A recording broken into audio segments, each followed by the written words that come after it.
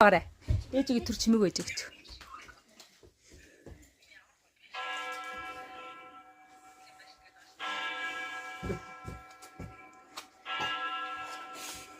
Хой тийж иних. Яаж иргүүдгээр үү?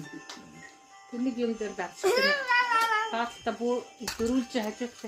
Наад дээр Аян сонсох гончмөө. Одоо гарчихсан. Амир одоо яаж тийм Сайн байцгаана хүүхдүүд одоо мэдээ. Манайгаар нэг нь маш том үдэл болсон юм шиг байх юм. Ээлжлээ.